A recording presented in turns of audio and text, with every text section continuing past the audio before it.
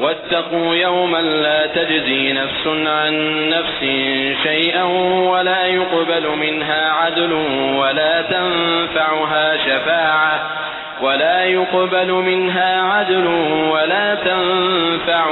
شفاعة ولا هم ينصرون.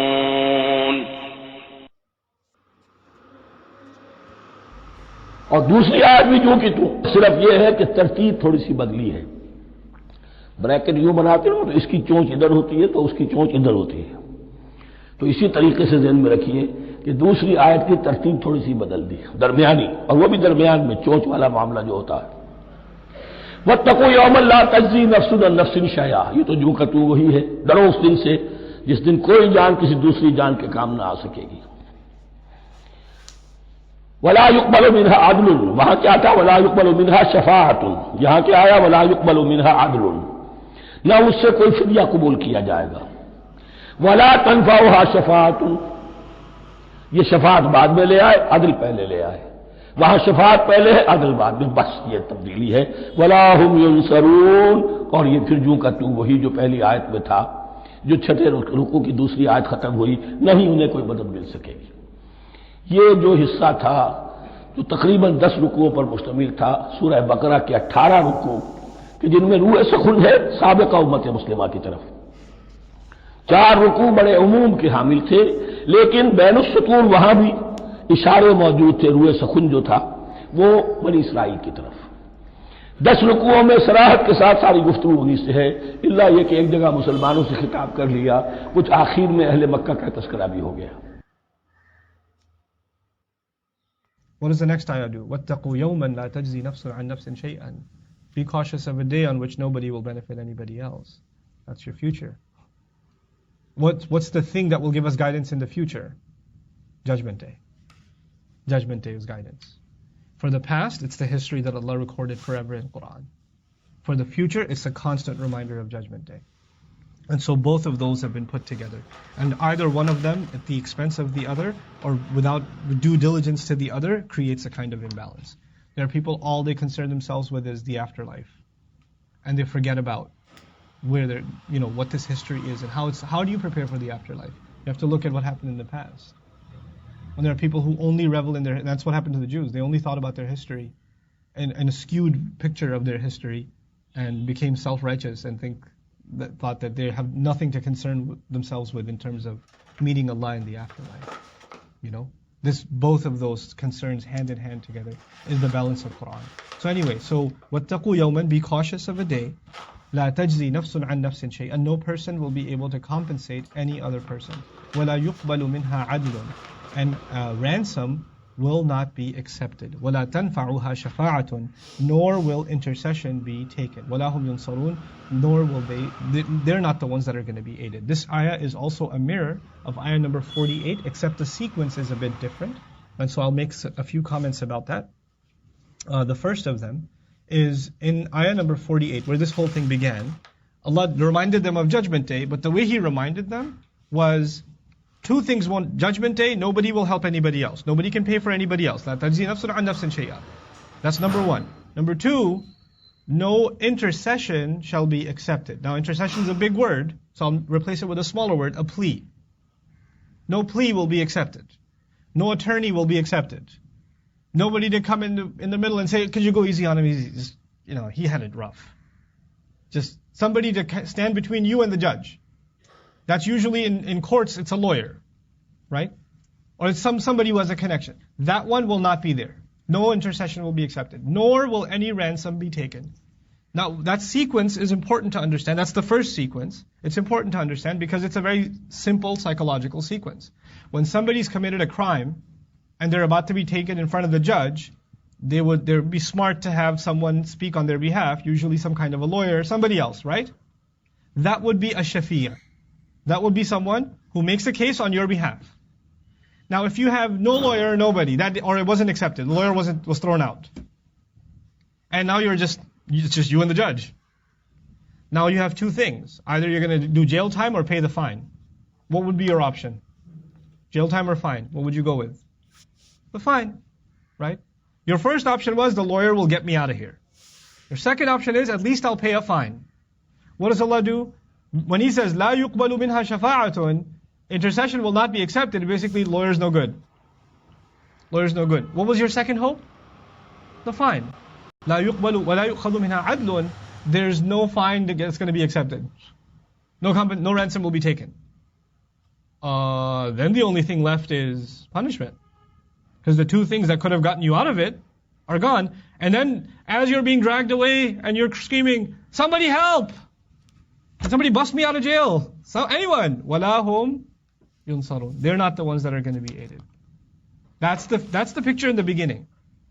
And this is important to note because they thought that even if we do get in trouble with God, yeah, the prophets will come and speak on our behalf. We had more prophets than anybody. The Torah will come and speak on our behalf. The angels will testify on our behalf. They'll vouch for us. Even Qur'an says angels will vouch for us on Judgment Day. نَحْنُ أَوْلِيَاؤُكُمْ فِي الْحَيَاةِ الدُّنْيَا وَفِي الْآخِرَةِ.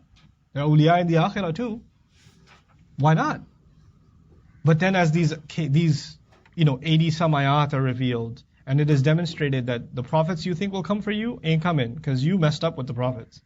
And you became enemies to the angels. And the book you changed and violated. So if anything, they'll testify against you, not for you. By the end, the order of this language has changed. Allah says, لا يقبل منها عدل. No ransom will be accepted. When you say the first thing, by the way, you better watch out because no ransom, no fee will be accepted. It's like the lawyer's out of the question, isn't it? Because it's already been established, the ones that were going to come defend you, they're not going to defend you. If anything, they'll testify against you. So then the first resort for you is actually the ransom, the fee, And so you say, Allah says, وَلَا يُقْبَلُ مِنْهَا عَدْلٌ. In this ayah, He says, no compensation, no fee, no fine shall be taken. وَلَا تَنْفَعُهَا شَفَاعٌ. And somebody coming on your behalf is of no benefit anyway for you. I mean, at this point, that should be obvious to you. لَا تَنْفَعُهَا شَفَاعٌ. That's why تَنْفَعُ, even the word benefit. Because the shafa'ah that could have benefited has been eliminated. وَلَا هُمْ يُنصَرُونَ. They're not going to be helped anyway. A similar ayah at the very, very end of the entire discourse is وَاتَّقُوا يَوْمًا لَا تَجْزِي نَفْسٌ عَنْ نَفْسٍ شَيْئًا. Be conscious of a day on which no person will compensate any other person in any way, shape, or form. وَلَا يُقْبَلُ مِنْهَا عَدْلٌ. The order is now reversed. And so no ransom shall be accepted. وَلَا تَنْفَعُهَا شَفَاعَةٌ. And no intercession will be of any benefit. No intercession. Instead of saying no intercession or no plea will be accepted, the verbiage has changed. No intercession will benefit. لَا تَنْفَعُهَا شَفَاعَةٌ. No intercession, more literally, no intercession will benefit such a person. تَنْفَعُهَا. The ha goes back to nafs. وَلَا هُمْ يُنصَرُونَ. Nor will they be aided. The thing I wanted to highlight is the difference between intercession being accepted and intercession being of benefit. Right? Because that's the two different verbs that are being used for intercession. And to make the matter simple, in the very beginning of this discussion, the language is no intercession or no plea is going to be accepted. And at the end is no plea or no intercession will be of any kind of benefit. And this is, I thought about this for actually a long, long time, and it just, one of the things that hit me this morning, Allahu Ta'ala A'lam, is there's a difference between how a conversation begins and how a conversation ends. And when this conversation begins, the Israelites have not yet been incriminated. The case against them hasn't been made. It's the first thing that they're being told is, you better be cautious of a day when this is going to happen, right? And when they're thinking of intercession or a plea, you have to think of things that come between you and the punishment of Allah. They're standing in trial in front of Allah, and they're about to get into trouble. What can they put between themselves and Allah as a shield that can protect them from getting into that kind of trouble?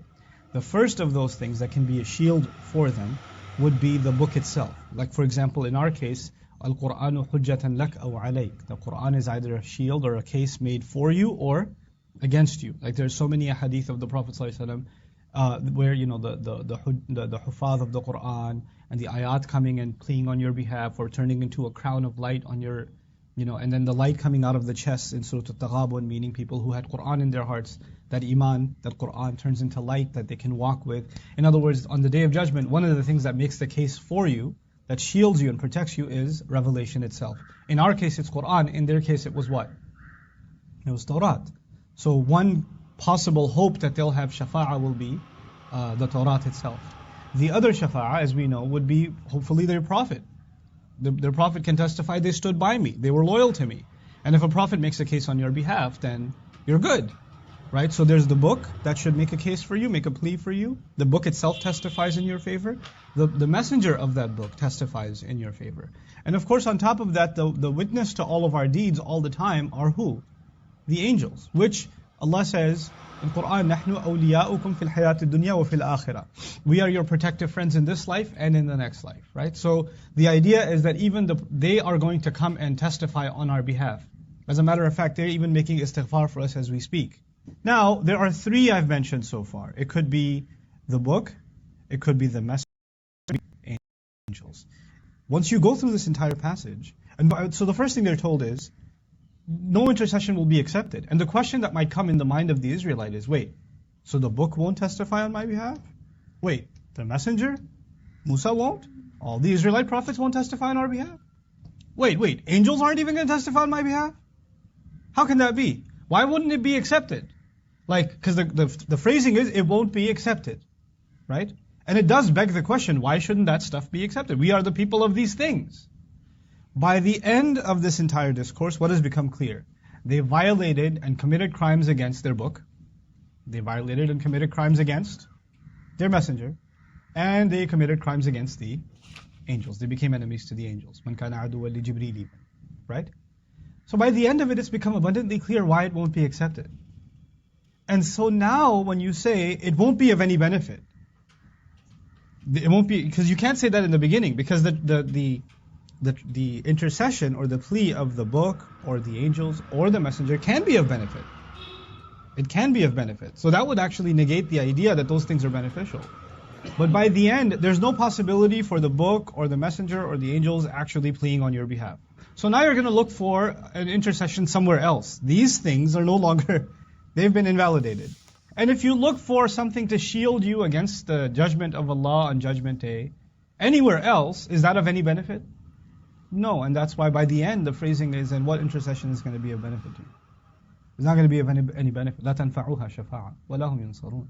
They're not going to be aided at all. So it's a profound statement about how, once the case is made, where are you going to go? You have no malja left. You have no refuge left that you can turn to, and thus no other kind of plea will be of any avail.